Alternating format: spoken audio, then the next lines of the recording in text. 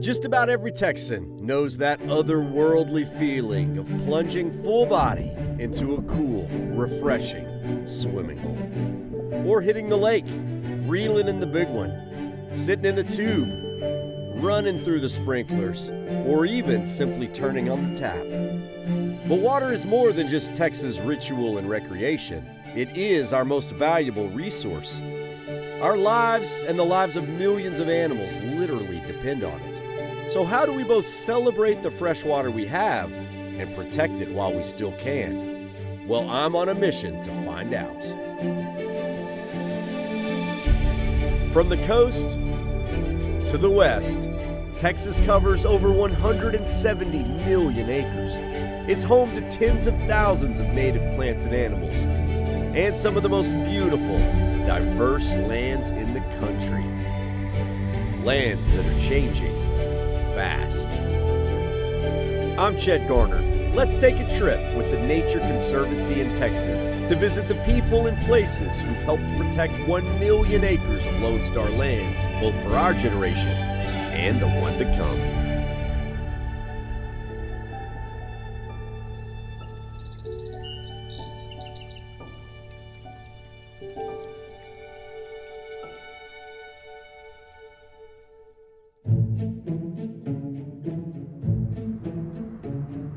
All right, so I vividly remember the time when I first fell in love with Texas freshwater. I was in the 5th grade, and it was the Rio Frio. Whew. And from that moment on, I was hooked. I would travel anywhere and everywhere just to take a dip, and truthfully, I still do. But I know that there's so much more to freshwater than I even know about, and so I'm excited to travel around our state to visit some of our most precious places and talk to folks who are on the front lines of protecting the freshwater we know and love. I've taken the plunge in Barton Springs. I've gone headfirst into Balmorhea. I've even paddled the enigmatic Devil's River. But there's one place I've yet to swim because it's highly protected and stewarded by the Nature Conservancy in Texas. And soon, you'll realize why, as we stop off to visit the Independence Creek Preserve. So this is why it was called the Oasis Ranch, because we're walking up to a literal oasis in the desert here, created by these springs. To find any water in the desert is special, but something like this? So Caroline Springs actually provides about 5,000 gallons per minute, and this is the largest spring on Independence Creek, which provides a significant amount of flow to the Pecos River. Into the mighty Pecos. Absolutely. And making the mighty Pecos mighty again, and bringing it back to life and rejuvenating it after it goes through some really salty area. Just look at our surroundings and you'll instantly know why this water is so valuable. Historically, water dictated almost everything. Where people traveled and ultimately settled. Where people could grow crops and ranch. Land was only livable if it had water, so a spring like this would have truly sustained life in a dry and parched land. We know this was an important place to the native peoples of this region, but also settlers' history and military history and things like that. Not just people, but wildlife as well. I mean, this is an incredible hotspot for biodiversity. These are kind of critical areas that we're trying to protect, both for the species that are here, but also just the long-term viability of a place like this to provide recreational opportunities for generations moving forward. The Nature Conservancy worked with local landowners and eventually purchased a few historic ranches to make sure this precious water source stays protected. These places that people have loved and used, but they want to keep it that way. That's something we're able to do. That's cool. When it comes to protecting water in Texas, the Nature Conservancy has a number of preserves all across the state dedicated to this very purpose. Places like Dolan Falls on the Devil's River, a stunning limestone waterfall carved by the most pristine river in the southwest United States. All the way down to the small, seemingly insignificant Diamond Y Spring that's a habitat for fish found nowhere else on Earth. In many ways, each of them is more than a preserve. It's an outdoor lab, giving us valuable insight into the very thing that sustains us: fresh water. We're going to show you some real science. So we're measuring several things here, including water level to measure the flow, measuring water quality. So by Bluetooth, we turn this guy on and it actually reads the data from here. This is just like they did it in the 1800s, right? Exactly. It's critically important to keep a close eye on the flow, as springs like these feed our major rivers that in turn feed the crops that feed all of us. It's all connected, and the Nature Conservancy wants to be the first to know about changes upstream that can have big consequences downstream. If you don't know Independence Creek exists, it's very hard for you to care about how healthy it is. Yeah. But once you see it and you understand its impact, all the pieces start falling into place. Absolutely. Yeah. I think that anytime you can bring someone to a spring or one of these clear-fed, Edwards Plateau streams, it creates an impact. It creates a memory just so that people can appreciate both what's here as well as our attempts to put this in conservation and protect it. But I didn't come all this way just to study the springs. Nor does the Nature Conservancy in Texas protect places like this just to look at them. I've been waiting a very long time for this.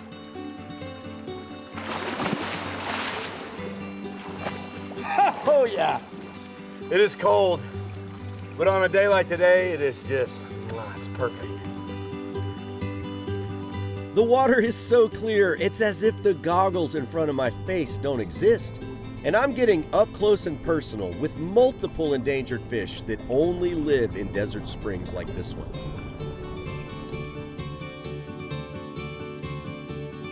As they say, water is life. And out here, you can't help but feel alive. You know what I mean? Woohoo!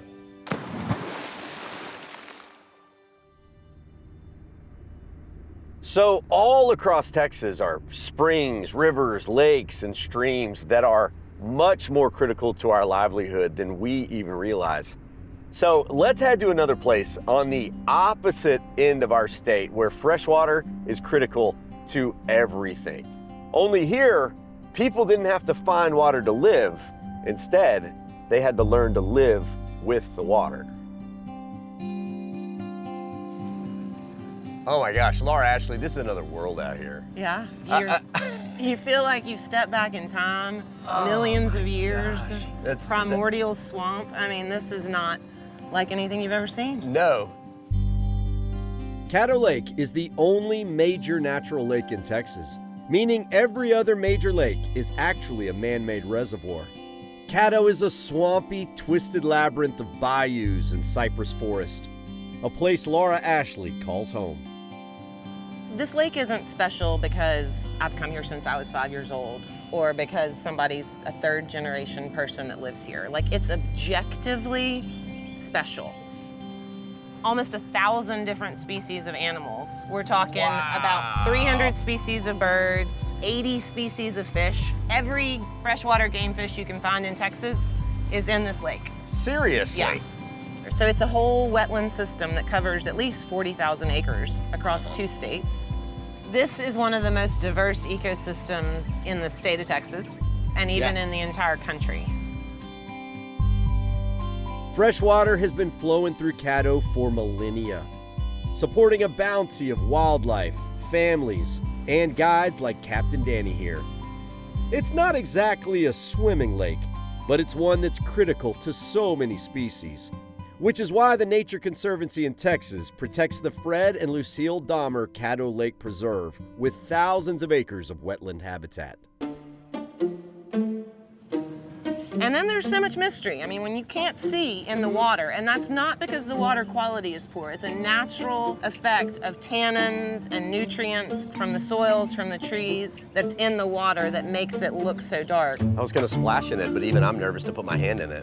You know, It's there, you just don't you're know all what's right. under there. You can't see. You can't see. Good. The work is never ending as invasive species move in and threaten the lake's natural balance. So this is a native species that we want to see here. These lily pads? Yes. Yeah, lily pads are a sign of health, yeah? It's great, yeah. But this native species has been threatened by these other species over time. Hyacinth was a huge problem for a long time. It's been outcompeted by salvinia. So this is the booger that's been plaguing us since the early 2000s. They will choke out the natives and outcompete the natives. They will also cover the surface and then prevent light and oxygen from getting down into the water column. Okay. But it's the fastest growing aquatic invasive plant in the world. Whoa! And so this booger has been giving us a lot of trouble. And so the Nature Conservancy works with partners across the board to keep Caddo healthy. But oddly, it wasn't the salvinia that almost killed Caddo, but us, as we built dams and failed to count the consequences. When they first started building these dams, they served a purpose, and it worked very well to reduce flooding. But engineers back then just weren't thinking about the downstream effects. While Caddo has always been a constant lake, it had seasonal flooding and droughts, causing the water to rise and fall, to speed up and slow down. And once we added the dam, all of that stopped, making the lake almost catastrophically stable. Before the Flows project, the water quality was dangerously close to not being able to sustain life. Wow, the pH was at a level that was almost not able to sustain life. Not only did the water quality change, but fish no longer felt the seasonal flow changes, telling them when to go upstream and spawn. Silt began to pile up on the lake's bottom, choking out native plants and leaving no place for fish to lay eggs. Caddo was on the verge of a catastrophic collapse. So to go back to that where it almost crashed is a terrifying prospect. I think outsiders think that the book is written, the rules are set. This is how you maintain, conserve, and preserve a special place. But then you spend time with the scientists who are here, and it's so unknown. That's right, it's a living laboratory. We are writing the playbook as we go. It's adaptive management. So nature is resilient and she can handle a lot, but there's a certain point at which she can no longer adapt. And I get very concerned and want to always stay on our game so that we don't let that happen on our watch. So what helped Caddo's road to recovery? Well, for that, we need to head upstream.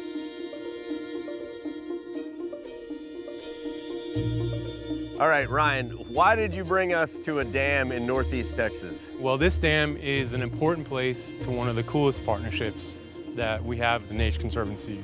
National partnership with the U.S. Army Corps of Engineers called the Sustainable Rivers Program that has the goal of simply looking at can we operate dams in a way that's more compatible with the environment. Okay. The rivers downstream, the health of the ecosystems. Previously, was it just like the Army Corps deciding like, hey, how about this much water? Or how about we keep back this much water? Right. Yeah, so dams are super important to society, obviously. Yeah. Flood control, water supply, and they operate the reservoirs for those purposes.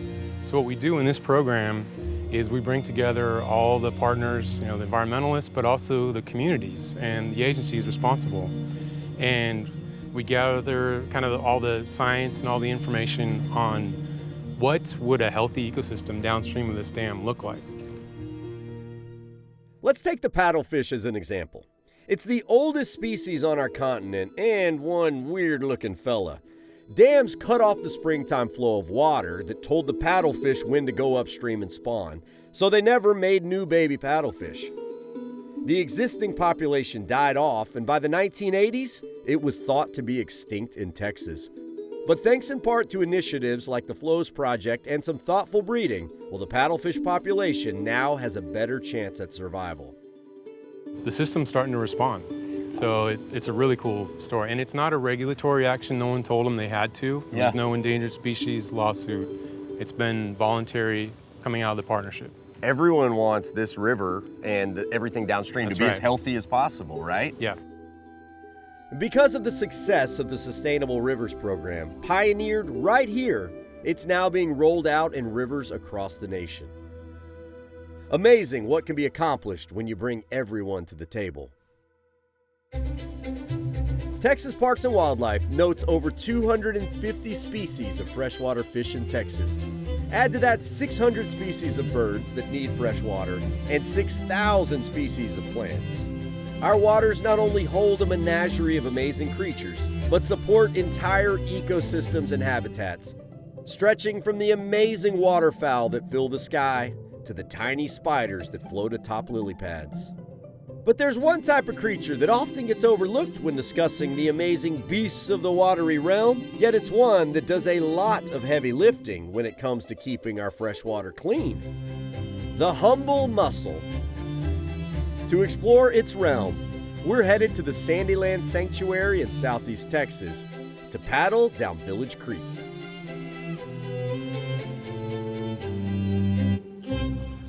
So Sean, I've seen rivers that are smaller than this creek. I've always said that, so 15 years here, yeah, Village Creek should be a Village River, yeah. So, yeah, this is, yep. This sanctuary covers over 5,500 acres of longleaf pine forest and creek corridor adjacent to the Big Thicket National Preserve, which has been called America's Ark given the impressive number of native species. But I'm here on a mussely mission.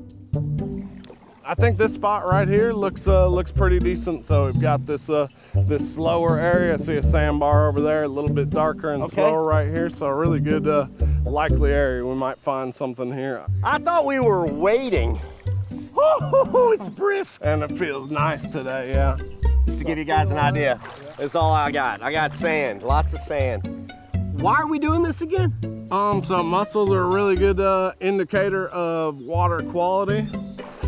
So mussels are a bit like the canary in the coal mine, huh? You got it, thanks, yeah, perfect. There are over 50 different types of freshwater mussels in Texas, and of those, 12 are considered endangered or threatened. They are critical to keeping this water clean and a sign of its overall health.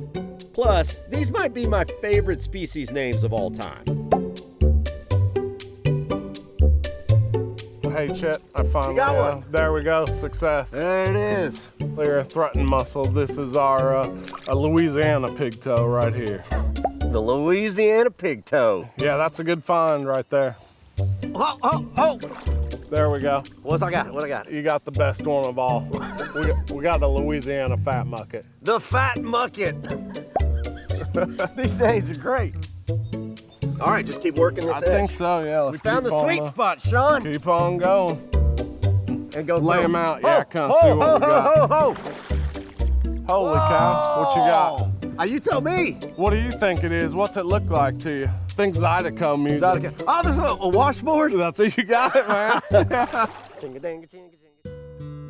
Which one of these you find one, you go, okay, now I know my river's healthy, or it's all of them in concert together? I think I would say, yeah, both honestly, in concert together. So the more species you're finding, that overall biodiversity. But yeah, really those 4 threatened ones, if you've got those in your watershed, we're doing right.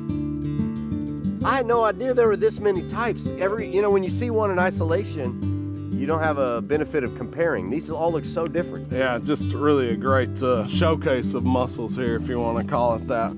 I've never met a man who knows as much about mussels as you. I do, and I don't really go to the gym that often. You fooled me. You fooled me. The quality and quantity of our fresh water has an enormous impact on our lakes and rivers. But many don't know that it's just as critical on the coast, where the fresh water meets the salt, and life thrives in the briny mix. So Stephen, am I right, like the beach is just right over there? Absolutely, so you've got the main Matagorda Bay is just past this tree line here. With the salt water right there, what does fresh water have to do with anything down here? I think when we talk about this interface where freshwater and saltwater meet, we're talking about these estuarine systems, the nursery grounds for fisheries, waterfowl habitat. I think it's really easy for anybody to think whenever we're releasing freshwater inflows into these estuarine systems that we're really just wasting this amount, and it couldn't be anything further from the truth. It takes acre feet, millions of gallons of water over unit time at the right time to be able to maintain these same ecological processes that have been here for millennia in this area. Many of the species here need both fresh and salt water to survive. The redfish we love to catch, the alligators, crabs, and countless birds that eat the small creatures. They all need this brackish water ecosystem. But things are changing. In the past few decades, the number of birds on this preserve has dropped by 90%. What they're doing is migrating to other areas along their flyway. This is dramatic change happening pretty fast. On a geological timescale, yeah, this is moving really quickly. Now what we're looking at is that the value of water is probably higher than we've seen Ever. So we're working in partnership with other nonprofits such as the Texas Water Trade and Texas Water Development Board for being able to both monitor and secure freshwater inflows into these areas. Wow. If you don't get those freshwater inflows to maintain this, you almost have an ecosystem collapse and not be able to recover. Wow, and it can happen quick. There are so many sport fishermen in Texas that love our redfish, we love our trout, speckled trout, that if those things disappeared, there'd be a lot of blame gaming. And so I'm thankful there are people like you who are making sure, like, y'all are a little ahead of the game. Absolutely. Before we see those impacts. That would be a travesty to lose those species. The economy, the Texas culture that is associated with saltwater fishing all in these areas. So for any of that to be remiss in the dialogue would be terrible to have that.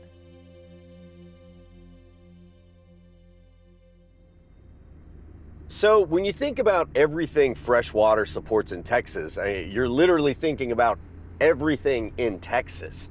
But the truth is, water is getting even more scarce, and trends are, well, they're frankly alarming, especially in Central Texas and out west. We have less water, but also more people. And ground zero for this growing friction is definitely the Texas Hill Country. This is Honey Creek, Chet, and it's absolutely gorgeous, and we're working hard to keep it that way. I had no idea places like this still existed in the Hill Country. It's all beautiful, but this is spectacular.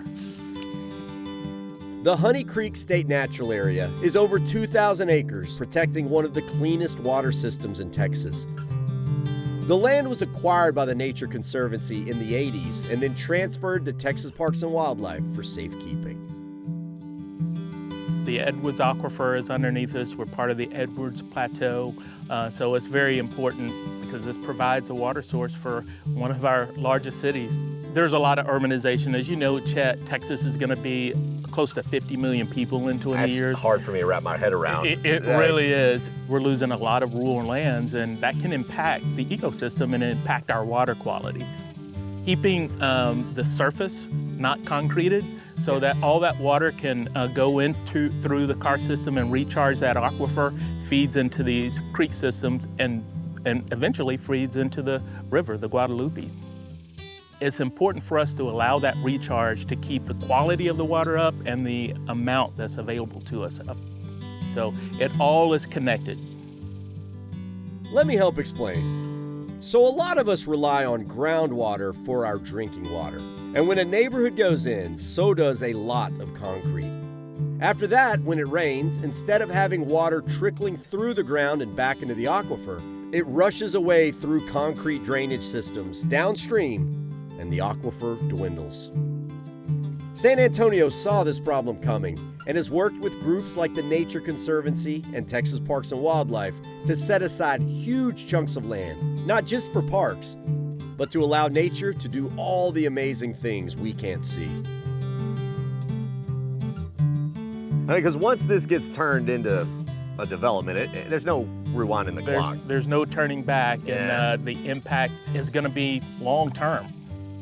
And there are places in Texas right now that might be vulnerable. And so we need good people, landowners, private landowners, to understand the criticality of preserving water so they can conserve what they have on their property. And so it's going to take all of us, Chet, to find these very special places and keep them protected. So that's what inspires me when I come to places like this and I realize the good work Texas has done in protecting this place. Yeah. This is a shining example of what's possible. Yeah, absolutely. We started this journey out west on Independence Creek, and while Mad Island seems like it's a world away, the one thing that connects them both is fresh water. Flows out west affect flows on the coast, and the Nature Conservancy in Texas is keeping track of all of it. So I have to admit that I've been thinking about spaces like this completely wrong. You know, I used to consider green spaces a bit of a luxury, but the more I'm learning, the more I'm talking to the experts, I'm realizing these places aren't just neat to have, they're absolutely necessary for the whole ecosystem, for our entire quality of life here in Texas. And so while yes, they're beautiful, they're fun to explore, but there's so much else happening just below our feet and all around us that we can't see. And if we don't appreciate the entire picture of fresh water that we have here in Texas and respect the water we do have, then we run a very real risk of losing it for everybody. Fresh water is important. It isn't just about the places we protect. It's about the choices we make on a daily basis. Both for the species we love so much, but also for our own species, our families, and the next generations of Texans that will definitely need fresh water to drink, but also to survive that hot Texas summer.